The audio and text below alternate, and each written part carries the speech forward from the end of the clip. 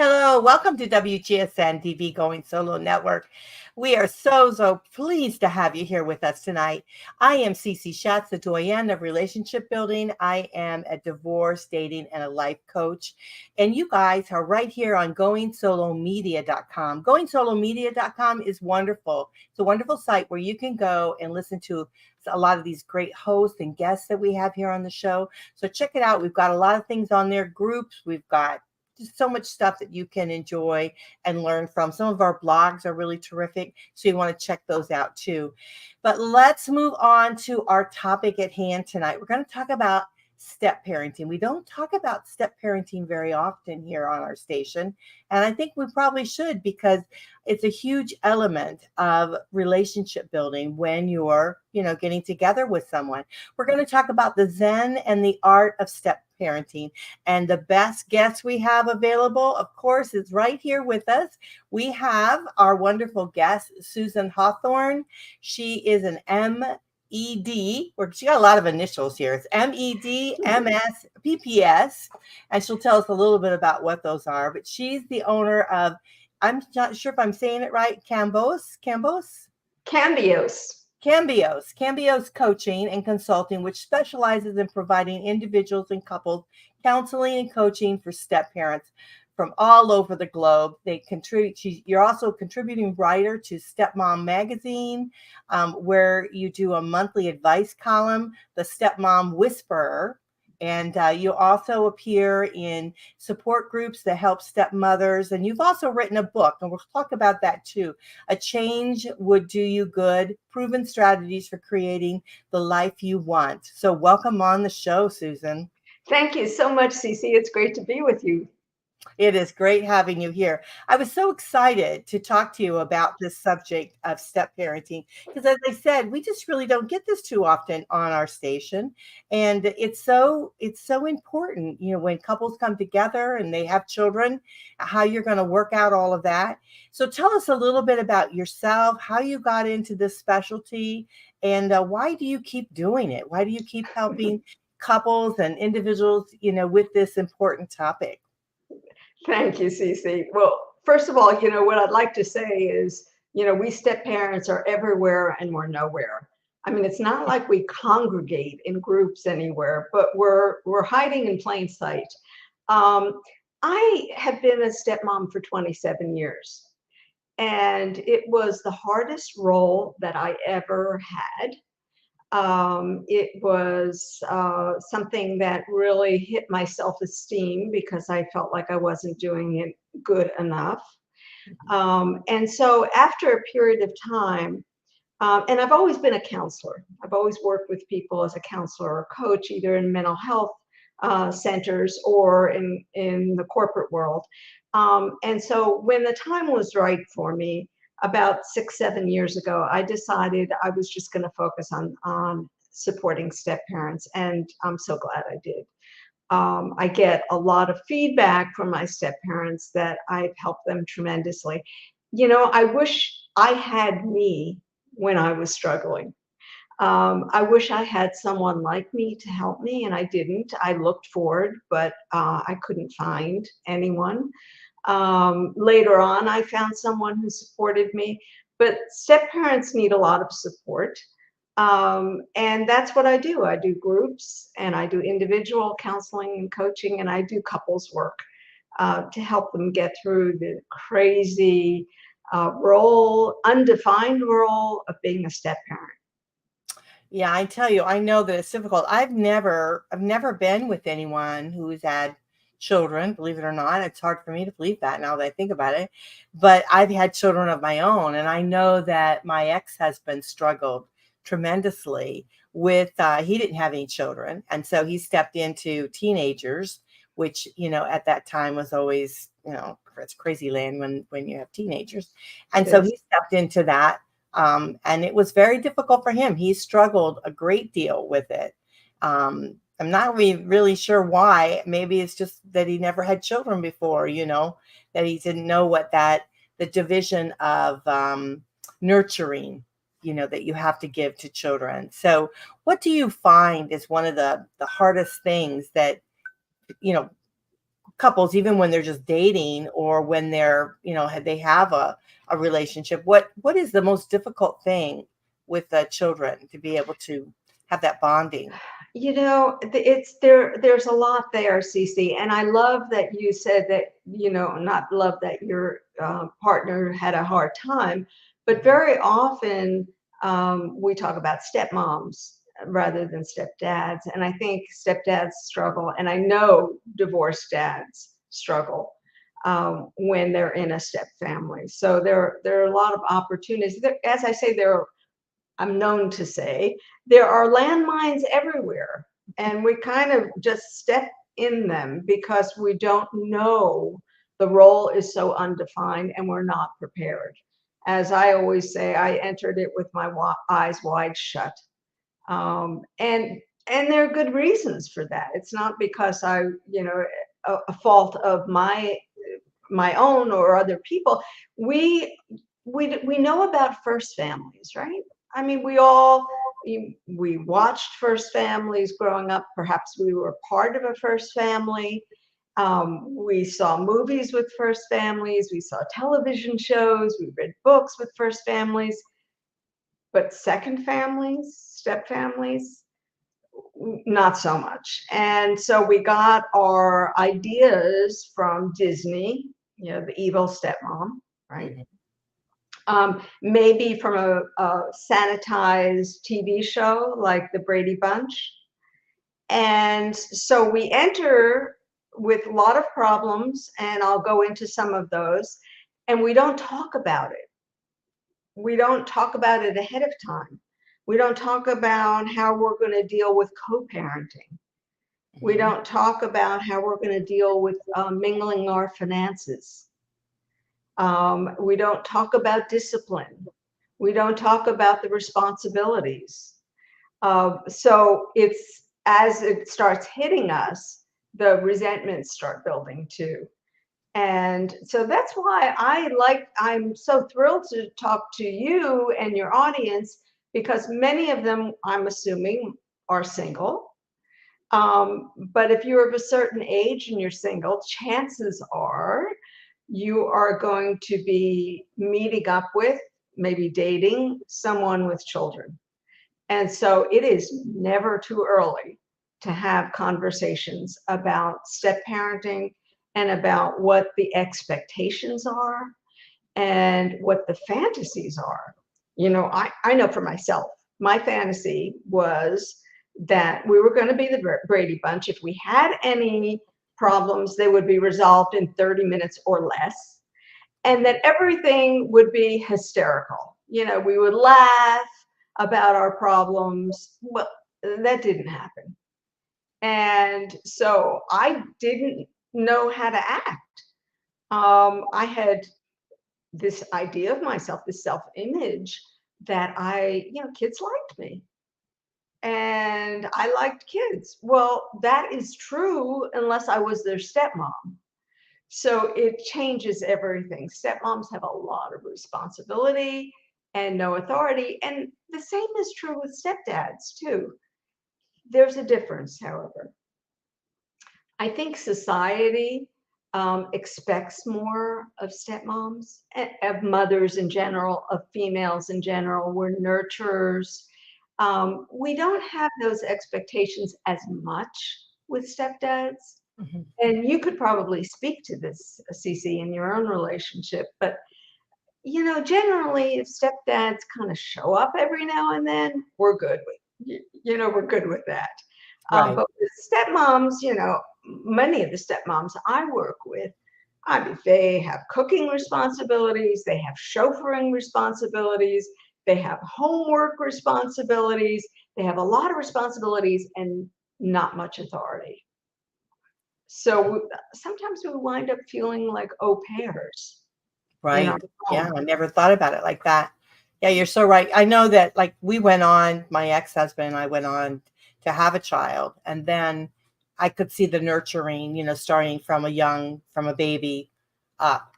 I think he was just like thrown in the landmines, with teenagers. So he just didn't really know what to do, what to expect. But, he ended up, finding his way there. But So how do we start? How do we even approach this as couples just starting to get together?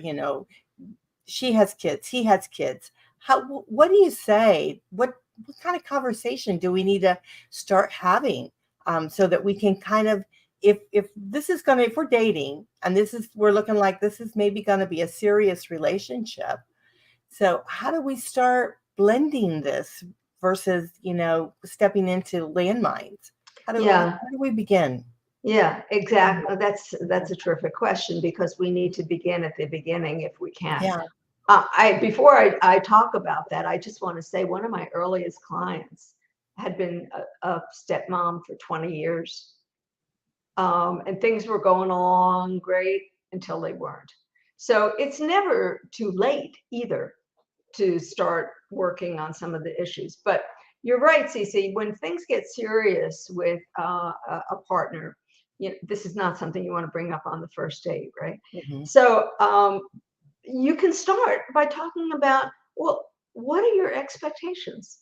What do you expect of me as a stepmom? And then really listen. What do you expect of me as a stepdad? That is a great place to start, because what you might uncover are some unrealistic fantasies. For example, I know that I work with couples, and more often with a stepdad, with a divorced dad, they have this expectation that their new partner is going to love their children the way that they love their children. That is totally unrealistic. But it's good to get it out there. It's good to talk about. So what do you expect? Do you expect me to just jump in as the mom and do all the mom stuff?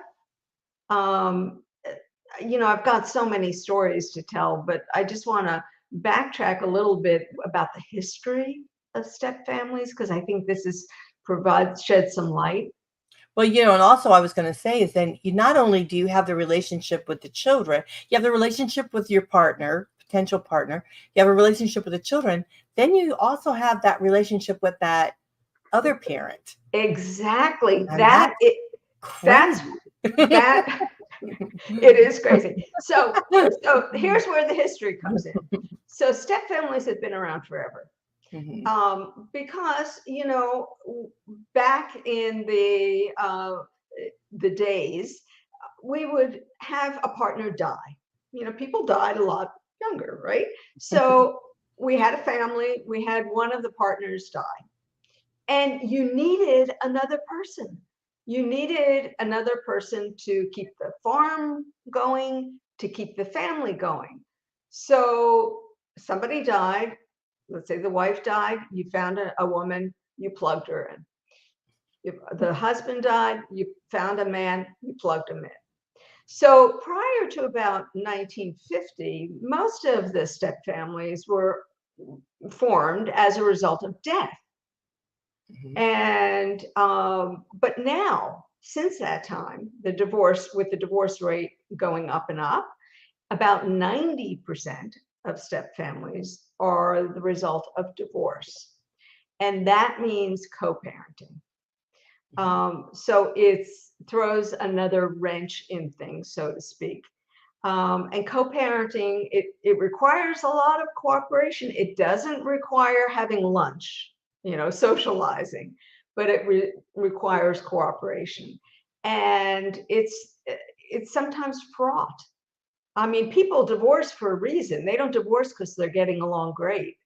Right. And so just because they're divorced doesn't mean they're going to suddenly agree on things. Quite to the contrary.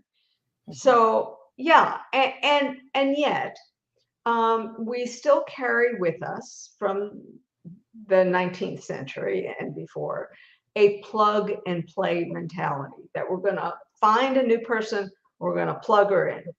We're going to find a new man, we're going to plug him in. And we are not plug and play devices. And so our modern society doesn't operate that way. So we can't just expect a new person to behave the way the old partner did, or maybe even better. So a lot of times what we carry with us is some fantasies based on the fact that we want to recreate or we want to create the family we never had. And so this is going to be the perfect family. A lot of pressure on the partner and a lot of unrealistic expectations. But if you can talk about these ahead of time, you've got a fighting chance at not jumping in and hitting all those landmines. Yeah. So to talk about what do you expect me to do as a stepmom, and what can I do in order not to feel like a nanny or an au pair, because that is a real buzzkill for the relationship.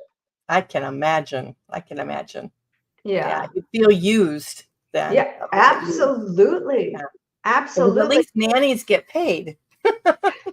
You're not going to get paid. And they get a day off, don't they? They get a day off. Yeah, they can go home. They can say, forget it or whatever. Shut their door. Exactly. So, I talked about this Zen and the art of step parenting. And what I mean by that is I'm not a Zen master. I'm a student of Buddhism. And so I know a little bit, just enough to get me in trouble, I guess. But we, as step parents, and stepmoms especially, we talk about detachment a lot, or disengagement, which is really a Zen concept, is that we have to detach from our fantasies, our expectations, our desires for how we think things should be, and more accept how things are.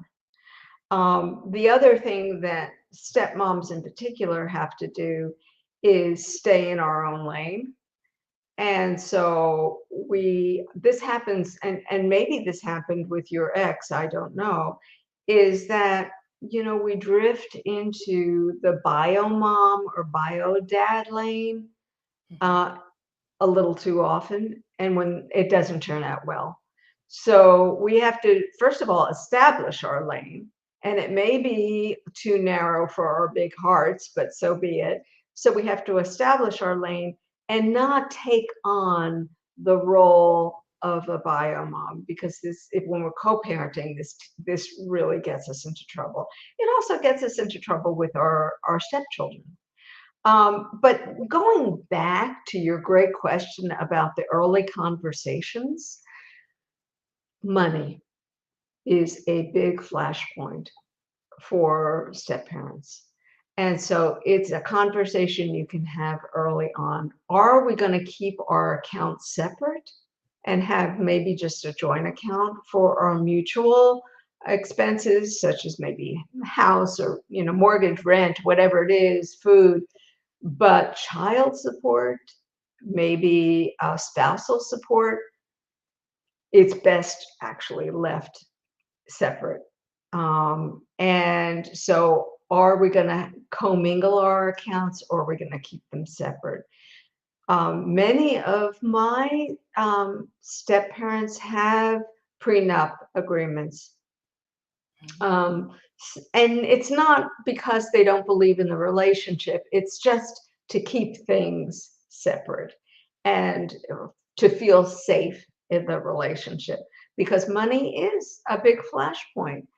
We don't necessarily want to spoil our stepkids the way bio parents want to spoil their kids, right? Right. Yeah.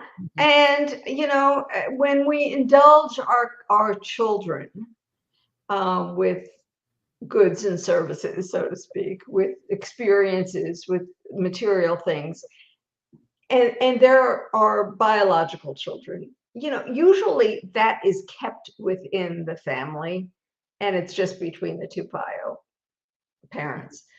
But stepmoms and stepdads, when they see that their hard-earned money might be going to support their stepchildren in ways that they don't approve of, that's hard. That's Yeah. that's Yeah. painful. Well, And I think especially, the prenups are really great, I think, because it gives you a clear understanding. I mean, that's the thing is you want to just lay it all out on the table. How much are you paying for child support? How much are you paying for spousal support? How much, what are you doing all this? So the other party can realistically look at the end of the day what your funds are. You got enough to cover all the things that you're required to cover, or is it going to come into me or the individual having to put, the other person having to put money into it. So I think it's just being realistic. The more, well, the clearer you can be, I would say, the clearer you can be on all those issues, the less hassle you're going to have as issues come up, because issues are going to come up. Life happens. it does. It Mhm. does happen. And the other thing, to talk about are, what are you, well, I would say, at a certain point to share the divorce agreement and the Mhm. parenting plan if the children are younger, to share that with your new partner. And so that person, because it's going to affect them, there is no way that it will not. And so they need to see what they signed up for, so to speak. Um, and then if a modification needs to happen, that should be dealt with too. That's another source, a bone of contention, if you will, between Mhm. step parents, because things change. I mean, that's another Buddhist principle is impermanence, and nothing stays the same, and situations change. And as they change, your divorce agreement and parenting plans need to change as well. I warn my couples, do not rely on oral only agreements, verbal agreements. If it's not written down, it doesn't exist. Right. And it has too many moving parts when it's just verbal. It has too many moving parts, forgetfulness, whatever, and so it's better to have a clear understanding and write it down. We're going to take a quick break. Time goes by so quickly, and Oh it's my such an gosh. interesting topic. So I really, truly appreciate you being here. We have Susan Hawthorne with us. We're talking about Zen and the art of step parenting. I want to share with you her book. You can get it on Amazon. It's A Change Would Do You Good, Proven Strategies for Creating the Life You Want. And that is so true. We do want that. Also, let's see how we can get a hold of her. All we have to do is just go to Susan, it's SUSAN and it's CAMBIOS coaching, COACHING.com. And that's her website too. So make sure you check out her website and see all the information that she's got there. You definitely want to do that. Step parenting is so important, and we might as well discuss it, have a clear understanding so we can move forward in it. So we're going to talk about more of that when we come back from our commercial. So we'll be right back. Hi, I'm John Thomas. I want to share with you a professional products and services directory we call Going Solo Directory. And you need to check this out. If you want exposure to your business or are seeking professional product or services, this directory has it all. And that membership, for the many special features, you get the benefit of a worldwide exposure with a 40-minute video interview on an international business show showcase. All this for just one low annual fee. For more information, contact goingsolodirectory.com.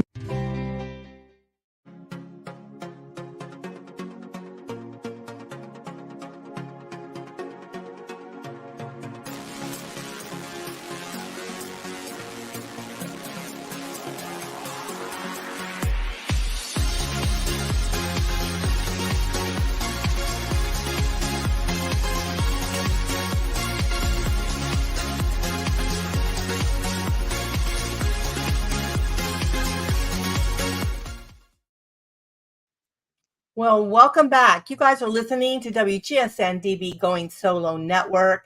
This is the Going Solo with Cece Show. I am Cece Shatz, your host tonight, and I'm so pleased to be here with you.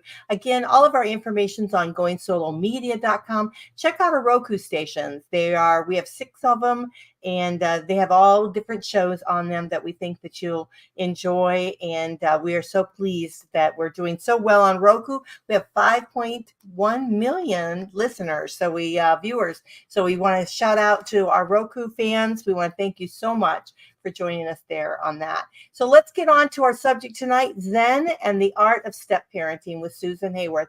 Susan's been talking a little bit about, how coming together, the first part of the show, if you missed it, you've got to go back and listen to it, but how coming together and how to have that sometimes hard conversations. You really got to talk about these things in order to be able to work them out. And it's best to come up with some sort of maybe agreement, maybe put it in writing so that you can better understand what you want to do as you go forward in life. So let's talk a little bit more about that. So he's got kids, she's got kids, you're coming together like the Brady Bunch. Any other things that we need to think about, Susan, as we're moving forward in this? Yeah. So Cece, you mentioned he's got children, you've got children. No two step families are alike. And I have many step families I work with, step parents, where only one has children and the other doesn't. But sometimes they have ours babies, that's what we call it. So they're children from other relationships, and then they have a new child, which is another challenge in a way. And I know that you can speak to that as well. And sometimes they are children, young children, and sometimes they're teenagers. And, that's a different set of challenges. And offline, you and I talked a little bit about adult children. And if you're later in life, perhaps you're meeting someone, maybe the children are adults. It's not, you have different challenges at different stages. And I also want to mention, you might have same-sex couples coming together, right, and they have children. So every step family has to really decide what works best for them. And there's no recipe for this. You have to do this and you'll be successful.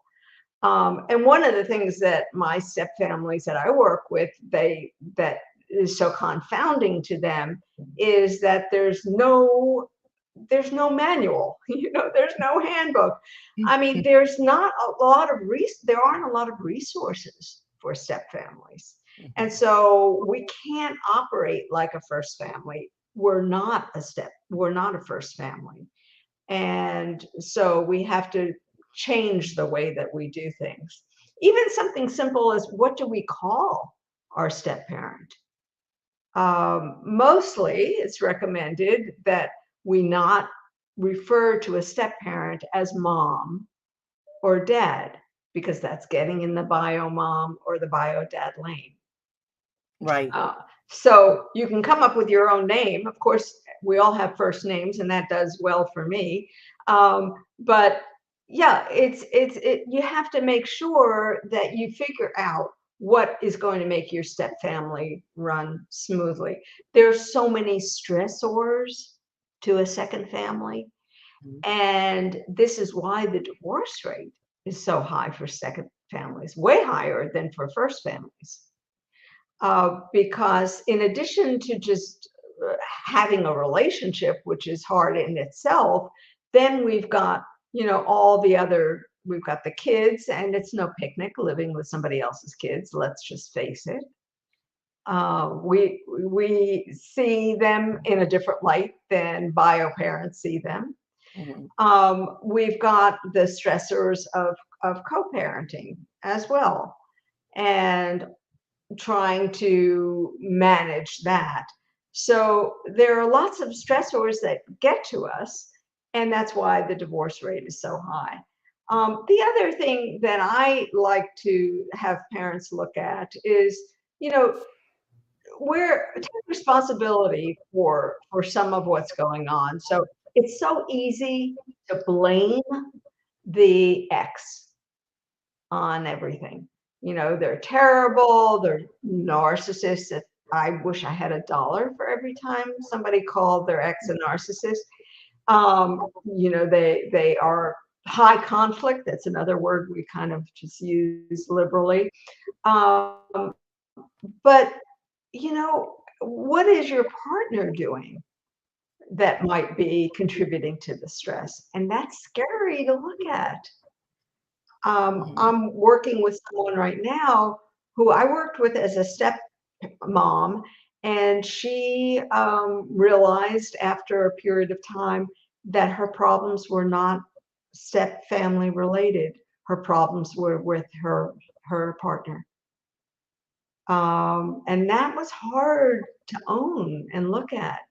But I think sometimes we try to blame the externals on it or the situation. Not that it's not stressful, but that it's not the cause of all of our problems, that's for sure. So yes, so the divorce rate is quite high for second families because we don't deal with things.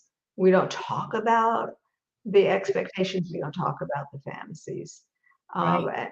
Yeah. And then I was thinking too, as you were talking, what about the grandparents? And all of a sudden you've got oodles of grandparents.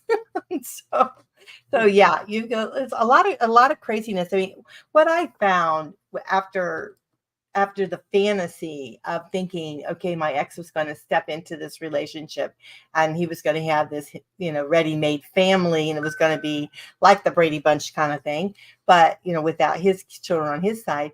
But then I realized that the kids were all so different. Their personalities are so different from each other.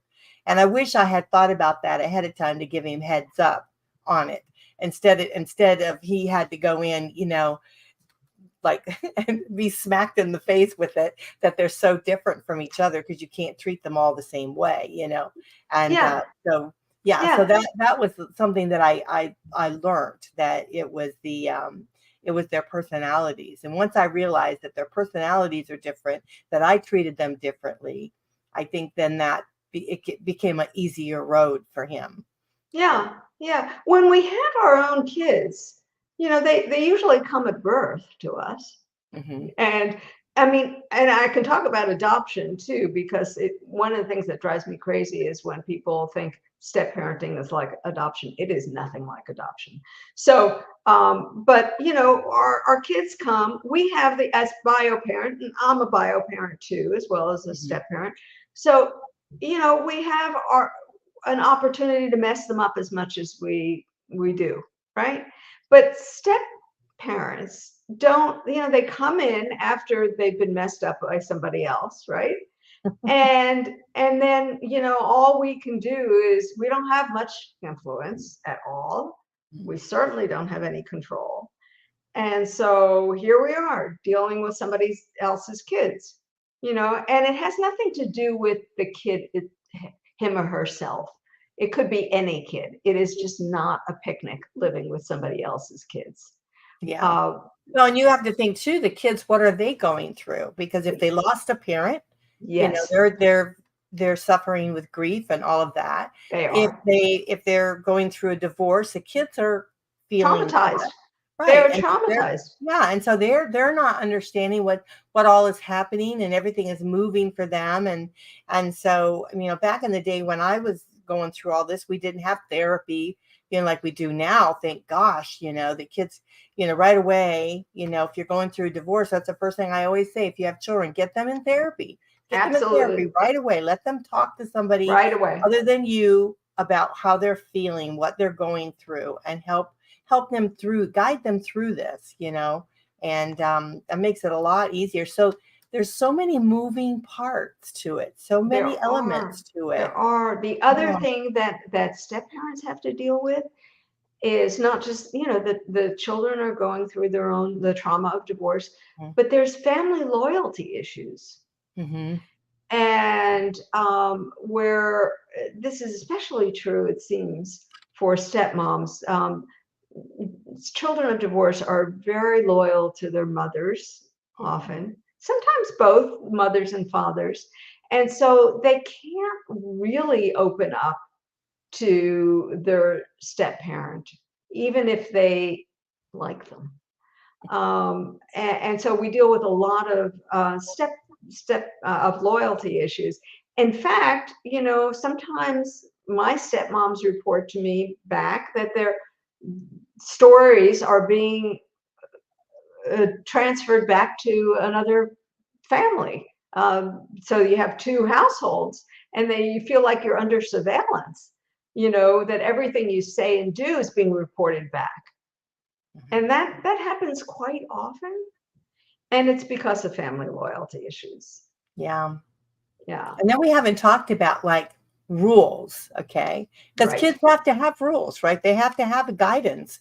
And a lot of times we put rules in place so that, they can know what their boundaries are. They know what they're supposed to do or not to do. And if they're different at each household, that Yes. becomes really crazy. It is crazy. Yeah, because then it's like, well, I don't have to do that at dad's house, so I don't have to do that at mom's house. And it's like, well, whose house are you in right now? Right. It is not easy. It is not Mhm. easy. And yet each household has to have their own rules, their Mhm. own protocols, ways of doing things. And that needs to be discussed ahead of time. What are our rules going to be? What are our protocols going to be? Again, we're not plug and play devices. I just can't. People can't operate the way things were in the first family. So you have to have your own set of rules. But the kids need to know what they are.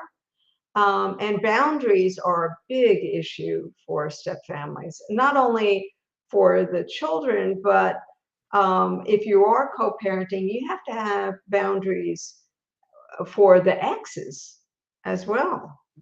One of the things that happens frequently in step families that does not happen in first families is if you're co-parenting and the kids are younger, the other parent might just come into your house with the kid, to pick up the kid, to drop off the kid, maybe to pick up an item, soccer clothes that were left behind.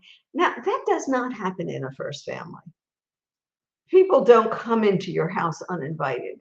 So you have to have boundaries with that. And very often that's a good discussion to have ahead of time too.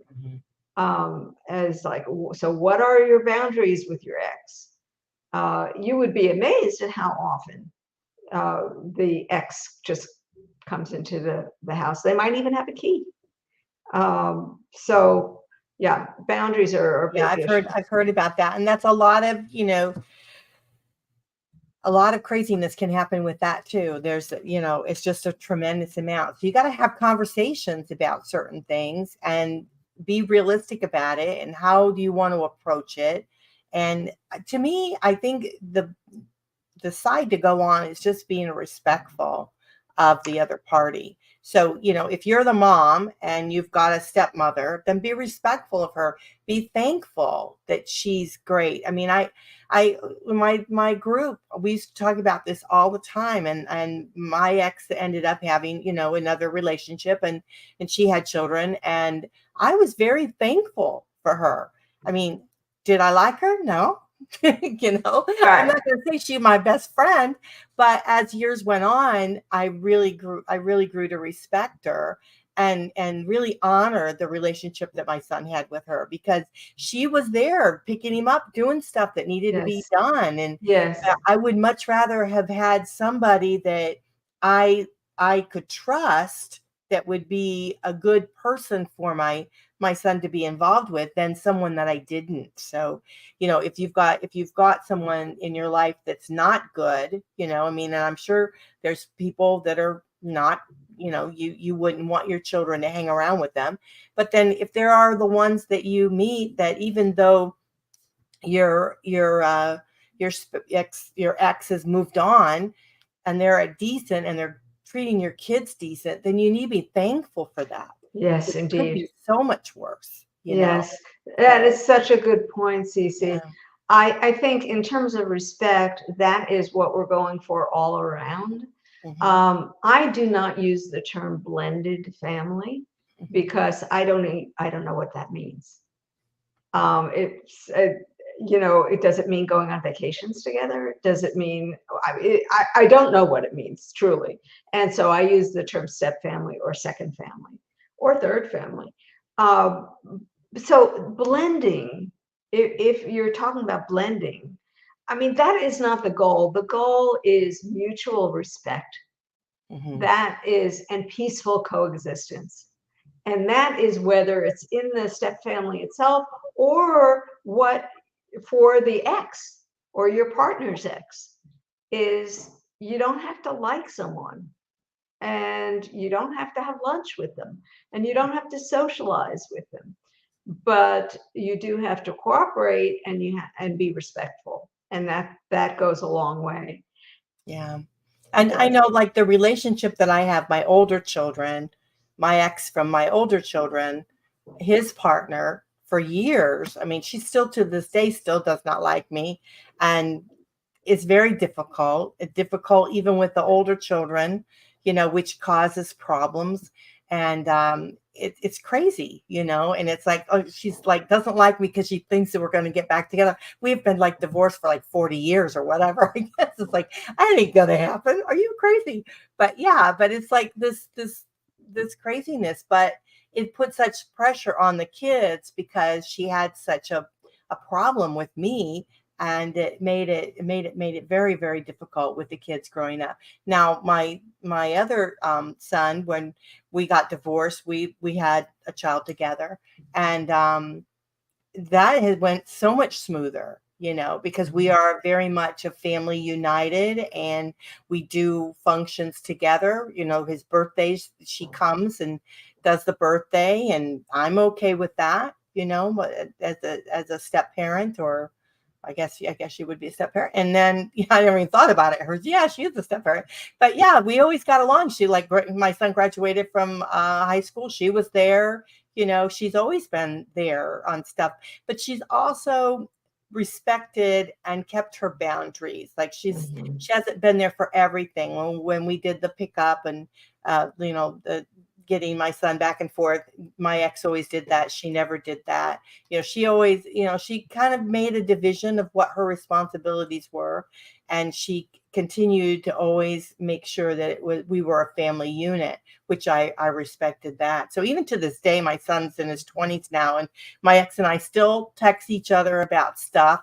Like even today, I text him about, the craziness that's happening. I said, I would suggest him not going to big social meetings, social gatherings and things like that until things get a little bit more settled. And he agreed. So he's going to talk to him. So, I mean, you have to have those kind of conversations. You've got to be able to have that way of being able to, communicate with each other, because you're raising children together, so you've got to keep it civil and respectful. Yeah. Yeah. And having joint celebrations is not a requirement. No. If you can pull it off, God bless you. But many of us cannot pull that off and don't desire that. And that is not a requirement. So that's where you have that discussion about what are we going to do about holidays? What are we going to do about birthdays? All of that, graduation, weddings, oh my gosh, it never ends. There are really some of my younger stepmoms, my clients, think that when the kid turns 18, it's going to be smooth sailing. Well, it's going to be different, that is for sure. But there are issues that come up at every stage of life.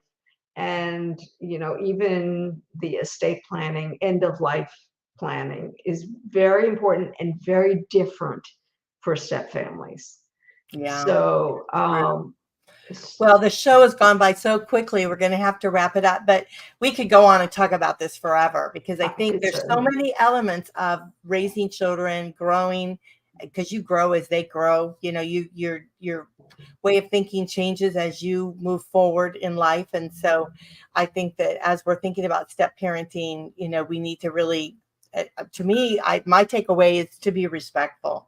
Just be respectful in any circumstances, and it would make it a whole lot easier. I think, I've always thought about, putting myself in the other person's shoes, and how easy would that be, Right. So, yeah, I mean, there were many difficult moments for me, believe me, at the ballpark and things like that. It was a lot of times, it was very difficult. I had to gut it up, as my mom said, but it was worth it in the end because, I've seen my son grow and flourish because of that relationship. So, yeah. So you do a great service for people, Susan. So keep up the good work. Thank you, Cece. And I do want to invite anyone to get in touch with me. I have a free support group for stepmoms on a monthly basis. So anybody who is in a relationship with someone with kids, I invite them to come to that.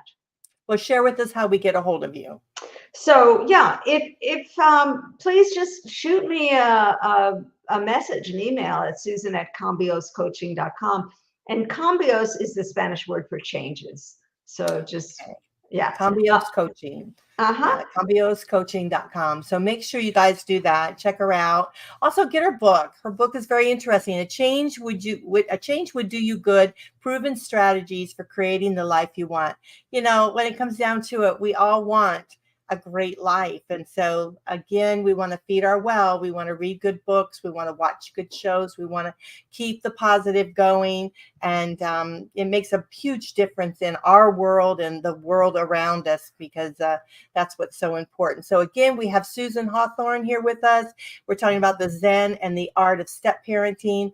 And please reach out to her because I do feel that it could definitely change your life as you're moving forward, raising children together. So thank you, Susan. We appreciate you. Thank you, Cece. This is great fun. Okay, you guys are listening to WGSN-DB Going Solo Network. Again, check out goingSoloMedia.com. And, we really do appreciate all of you guys coming and joining us and listening to us. It makes a world of difference, and we want to thank you for your support. We'll catch you next time. Bye for now.